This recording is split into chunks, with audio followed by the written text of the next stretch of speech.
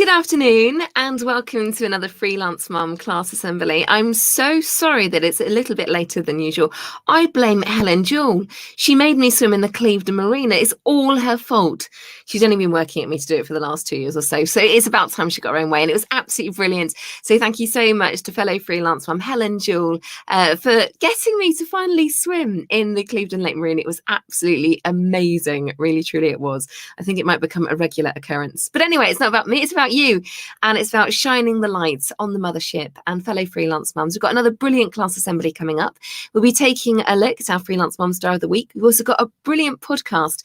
Nora Rawlings and I were joined this week by head teacher Mrs. Lisa Brown from Redmaids High Junior School. We were talking about resilience and the importance of teaching it in our children and how also we can use that to be more productive when it comes to our own business. And then, of course, we'll be playing out as well with our Freelance Mum Anthem, which is another absolute beauty, taking a look at your business best bits, some of the offerings that you've got. And I think we need a bit of an explainer actually, because twice this week we've been talking about what's our gibbons and our gubbins, which are words that are sort of familiar words used when it comes to freelance mum. Quite simply, when we talk about gubbins, we're talking about your best bits, the leaflets, the testers, the bits and pieces you want us to show the world about. And of course, when it comes to freelance mum meetings, we can't very easily give out our gubbins anymore. We can't just as easily swap business cards. So that's why we like to showcase all the offerings that you're getting up to as fellow freelance mums and pop it into our Freelance Mum Anthem to play it out every single week. And our gibbons are our key words for what we use to describe our children. So it's always lovely to, in the freelance way,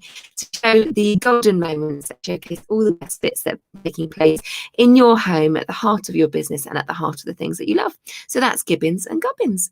But before we get that, let's have a look then at our Freelance Mum Star of the Week. And it's time now to have low tech meet high tech. Here is the gorgeous gold envelope, battered as ever, but it's soldiering on. Here we are. Dun, dun, dun, dun, dun. I always get super duper excited about this, and I'm not joking, really, truly. The Freelance Mum Star of the Week is Sarah Newland.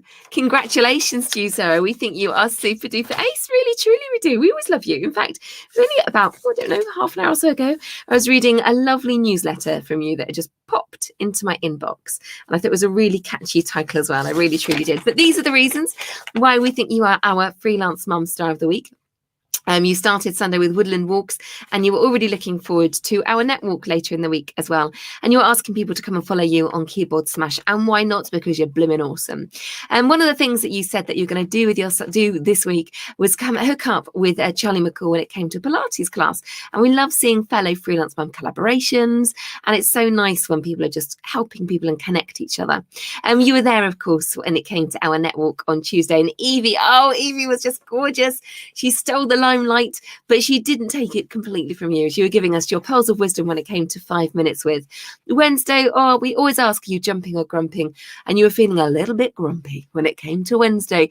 And you were telling about the fact that you had not one, but 2 special guests wanting to get into bed with mummy on Wednesday. So it was really nice to hear how you weren't feeling so super amazing. And hopefully we managed to feel a bit better after that.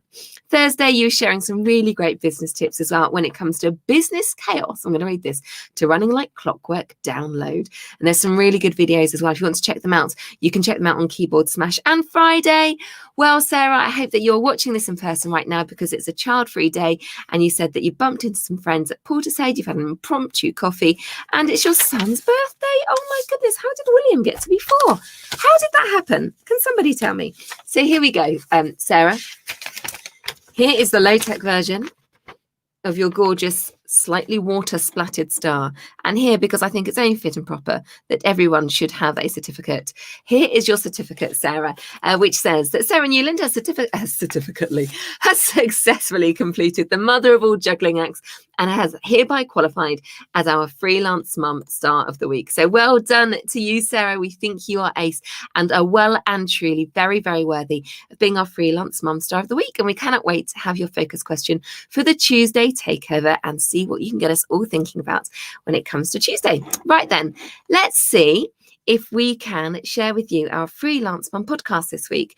And as I said, it was a really lovely opportunity to chat this week to the head teacher, Mrs. Lisa Brown from Redmaids High Junior School. And in fact, it's quite fitting because the last time I had a proper conversation with her was at Brave, Bold and Bonkers, our International Women's Day celebration earlier this year.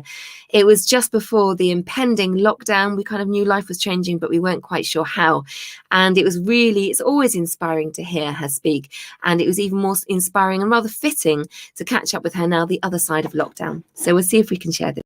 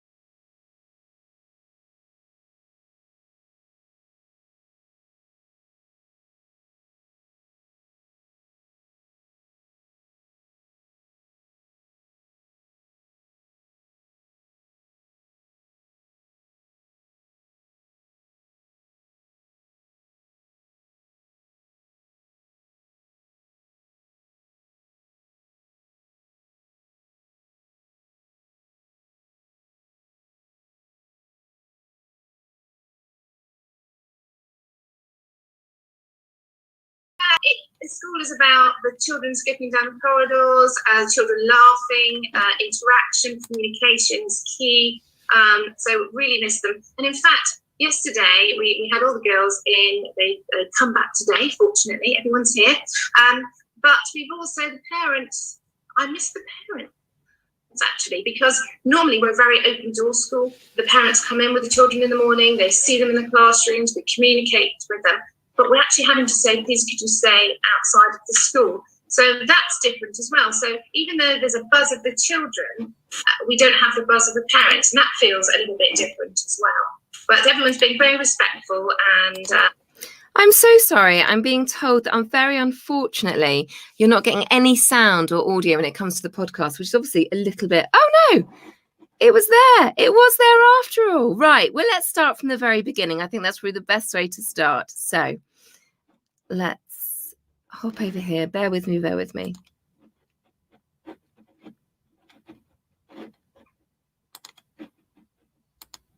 the rules. The girls this morning in the garden, we had the garden open at 8, and they have to play in allocated areas. And they're so good. They don't go across the line. They're not allowed in a ball had rolled. They play football, so they're allowed to kick the ball around. And they had to ask the other year group, please could you kick it back? So they're really lovely, following the rules and trying to make it work for everybody. It's funny because I'm pleased to see everybody. As a mum myself of 2 girls at junior school age, I mean, sending your children to school is always a big deal, but never before have I felt that the teachers have got such a position of responsibility. Not only are they teaching the girls, but they're making them feel safe, and they're creating an environment where they can be children, still be children in a safe way. And some of those children are going to be feeling very nervous.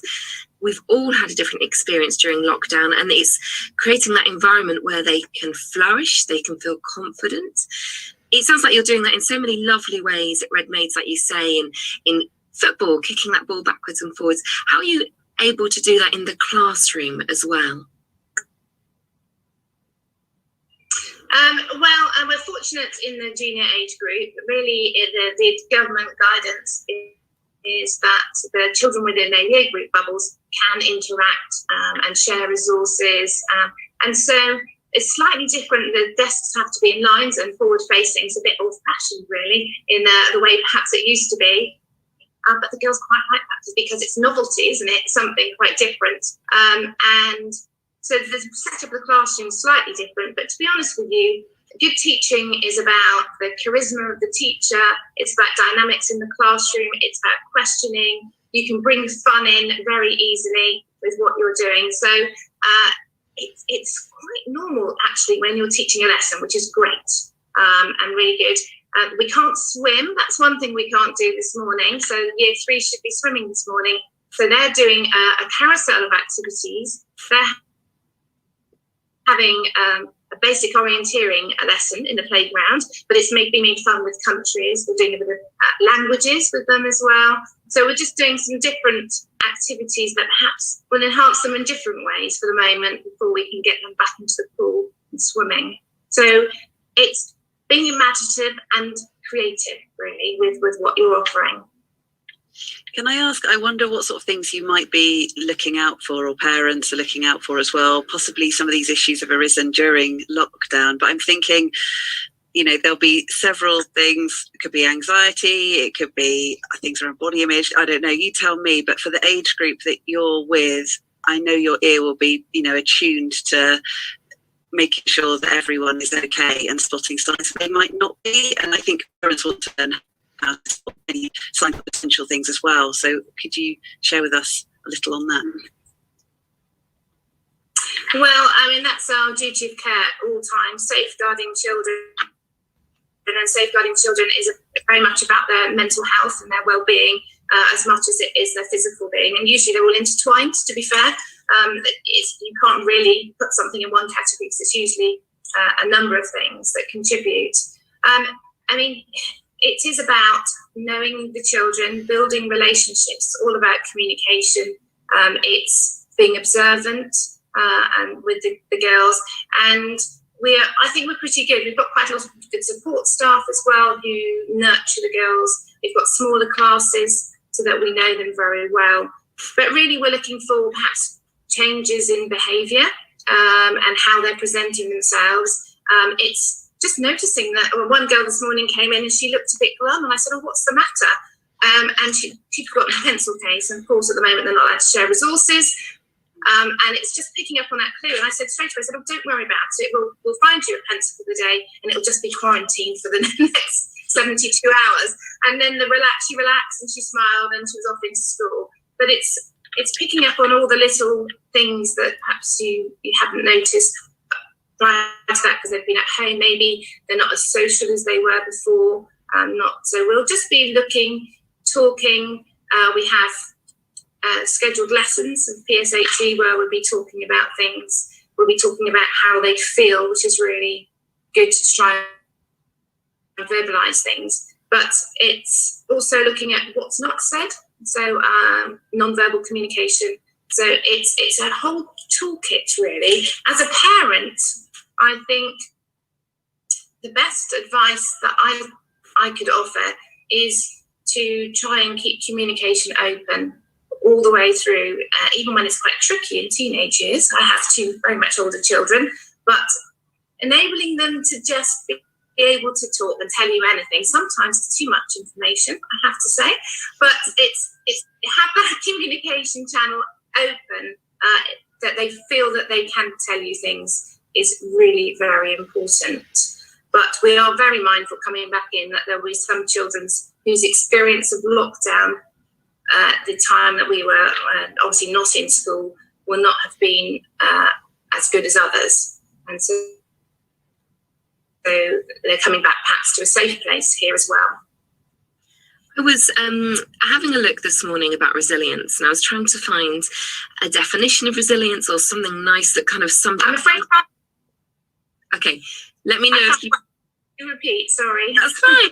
I was thinking about resilience this morning, and I was thinking about what does resilience look like, and I was almost imagining explaining resilience to my 6-year-old. It's like having like a waterproof coat, isn't it, that allows something. It's not that bad things happen, it's not that you're not going to get wet, but it's that it doesn't necessarily need to penetrate all the way through. And I found this lovely quote, and I'll read it. And it says, resilience is the ineffable quality that allows people to be knocked down by life and come back stronger than ever. And I just wondered, how do you teach resilience in your girls? How do you teach resilience in children? Well, it's actually a culture within the classroom. It's a culture of being willing to have a go, and knowing that you may not be able to do it yet, but you keep trying again. I don't know. I have actually played the sport, and there's I think it's Walt Disney, The Rescuers. I don't know whether you remember their film, The Rescuers. It was an animated cartoon from years ago, and there's an albatross in there, and he has to learn to take off. And if you watch it, it's very funny. And because quite often he can't take off, he runs down the runway and can't take off with nice passengers. And his quote is, "If at first you don't succeed, try again." So I have talked to the children about that sort of thing as well. It's having a sense of humour. It's about being kind to yourself, forgiving yourself when perhaps you haven't got something right first time, and trying to explain. We explain to the children. We'd often do open-ended maths projects, for example, where there's not a definitive answer. You do a huge amount of maths work on a page, and you've made terrific progress in the way you work, the way you think. Actually, you don't have the answer after half an hour. That's just fine. And it's building that into the curriculum. We do a lot of outdoor education, which supports this terrifically, actually. Going out and learning to use double-ended paddle for kayaking is quite a lot of coordination for a year 4 to manage. It's about going into a cave and they switch all the lights off and it's dark, and some children really don't like that, but they learn to deal with it and muster themselves, as you said, to build that resilience and think, well, actually, I can do that. I've done it.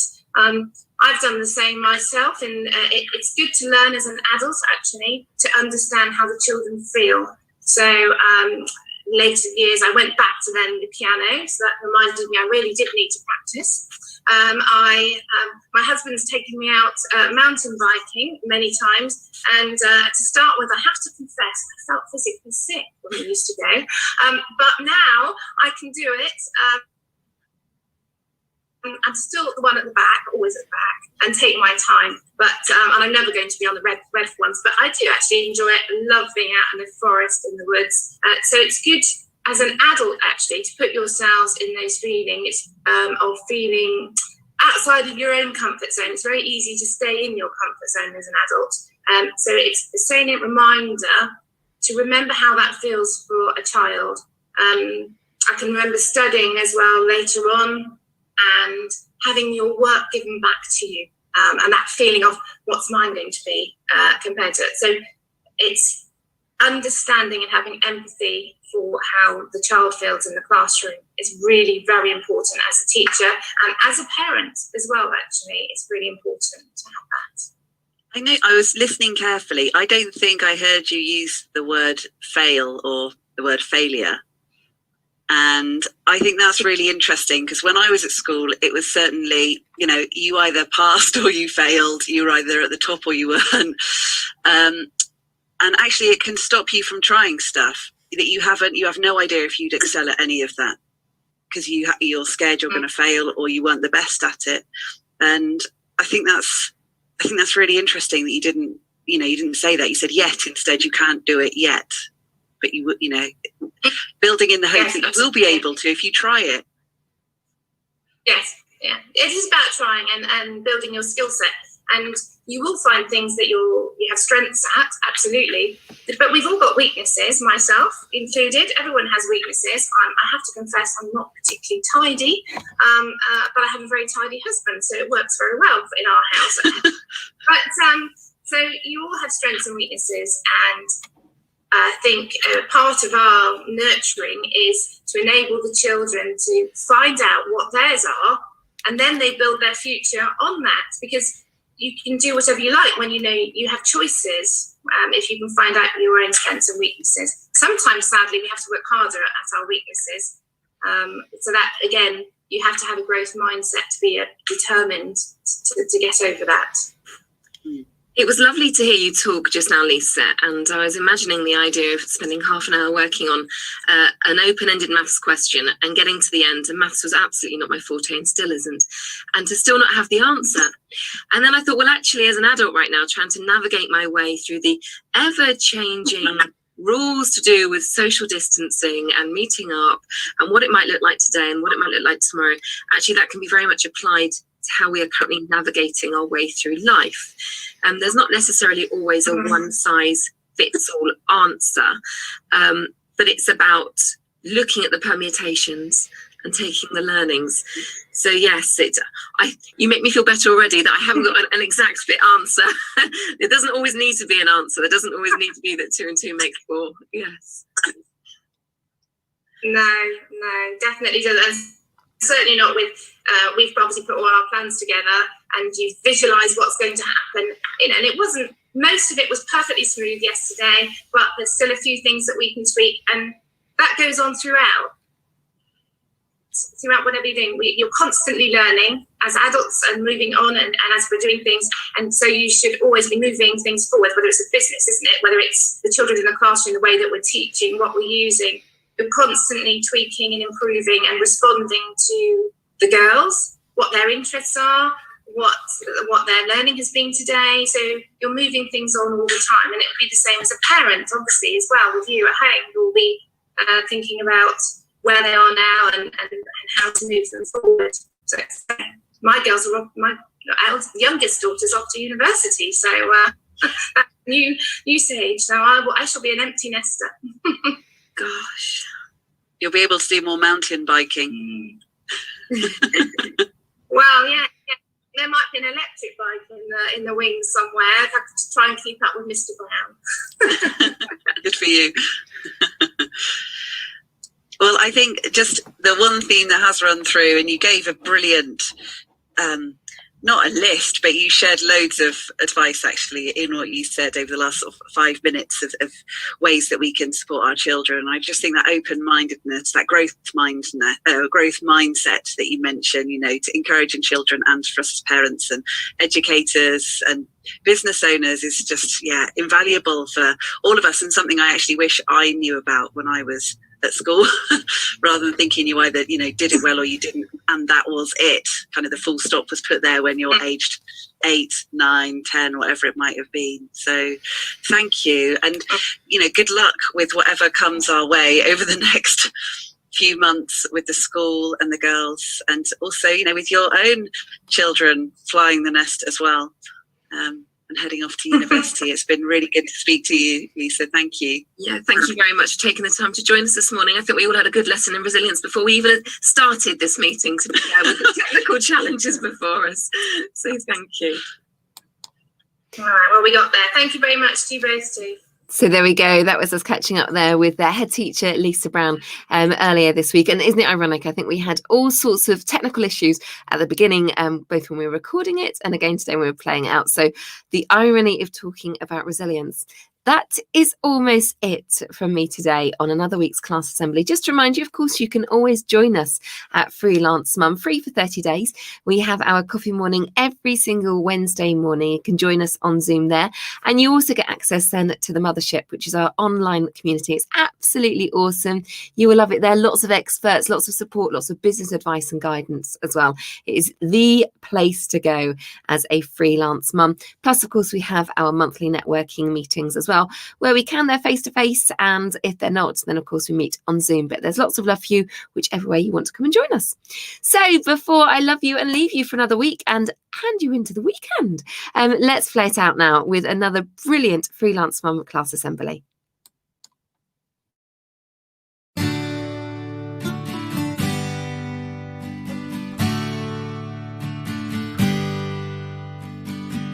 If you're jumping or grumping, we're here for you. There's sharing and caring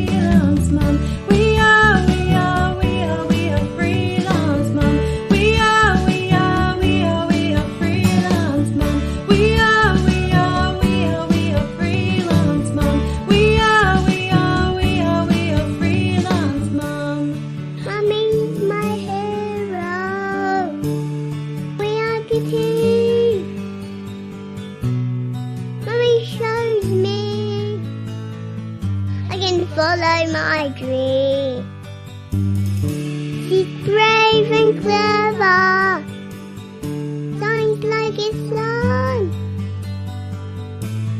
We're so proud to be a part of Freelance Mum.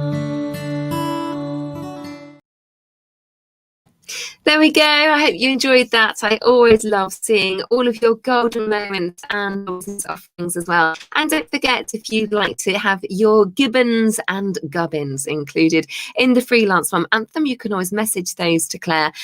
She'll be delighted to see them. Fill up her inbox. Go on, keep that girl busy. She's not nearly busy enough.